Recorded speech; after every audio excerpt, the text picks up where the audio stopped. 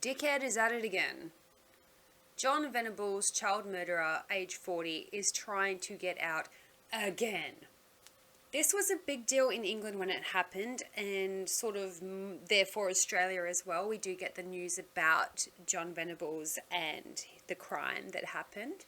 If you're a crime buff, you can look it up on YouTube or anything, and you can see the boys actually be interrogated after the fact and learn the story. So essentially the story was a mother and son went to a shopping mall, and this was 1993, so it was just coming out of the days where you could kind of leave the stroller outside a little bit, or you could leave your kid just standing there while you did something real quick. And it's my understanding, based on all the articles I've read over the years and the videos and interviews and stuff that pop up, that she was popping into a shop to do something pretty quick, left him outside just for a second, and that second was, cliched as it may be, all it took for something terrible to happen.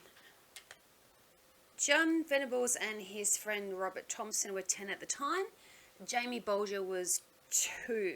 Because of censorship and a lot of rules changing on YouTube and stuff, when you Google it now and you go on there and you watch the crime channels that discuss it, a lot of them leave out the key details of what happens, but I'm just going to kind of say it because it's unbelievable. So these two 10-year-old boys kidnapped on CCTV, kidnapped this 2-year-old, took him to some train tracks. They hit him with rocks. They tried to shove batteries in orifices, and they left him on the train tracks to be decapitated. 10 years old, doing this to a 2-year-old. So, when you skip forward, both boys have been in and out of trouble. I've seen Robert Thompson maybe pop up once or twice here and there, but generally speaking, after given his new identity, he shut the fuck up and disappeared.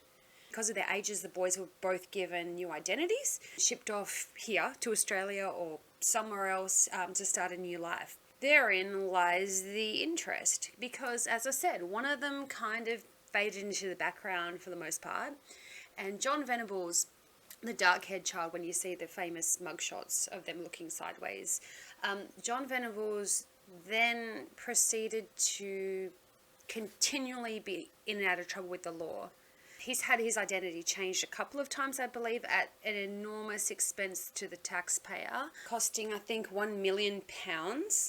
And the other time that it came up in the news, I think they were quoting it as £65,000. So every time this dickhead fucks up, the taxpayer has to pay for him to be given a clean slate to start again. I'm not really sure why that happens, because I get why they try to do that with a young offender, and maybe they can change their life, or that it was just a childhood thing or whatever. But when you repeatedly go back to jail in 2010, 2017, get reported on by girlfriends and stuff for having CP on your computer and everything, you shouldn't have a new identity. You've screwed up the old identity and then the other old identity. Like, how many more do you want? How much more? How many more chances do you want? So that's one thing that really pisses me off when I hear about John Venables, like that name. Also, he was outed a while ago. Apparently there's a lady that shared a photo that she believed was him, and then there was a man that shared John Venables' new identity, the name, and a picture of him, and then ended up getting 9 months in jail. I think it was 2019 for the man that did it, and the woman the same. I think she shared his location and which jail that he was in, which, when I read about it, both of these people seem to be from the UK, so maybe he never left. This particular man that shared the information about where John Venables was in jail, this is how they report it. They actually say in the Mirror, which is, my understanding, the Mirror is like a UK tabloid rag. They actually reported it as saying that he breached a worldwide ban on exposing John Venables' current ID or location. Not even royals, not even movie stars, nobody of importance gets that kind of treatment. I mean, they go out of their way to try and make it so paparazzi and things like that don't follow them.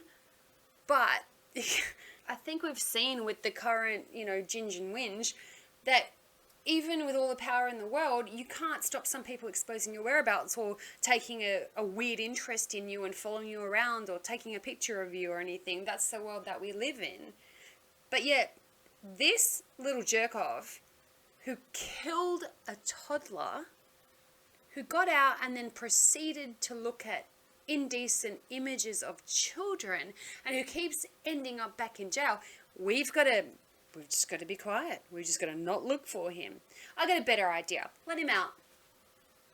Let John Venables out, please, because for my whole life, it's all I've heard about. He screwed up again. He needs new identity. Oh, it's going to cost this much. Oh, we think we cited him here. Oh, he's back in jail. Oh, someone dogged him in for indecent images. Just let him out. Please let him out. And nature will take its course. No, this is not a call to action or violence or whatever the hell terms and conditions these places put on free speech. That is just my opinion. Nothing else has worked. Let him out. See what happens. I'll even spring for the popcorn.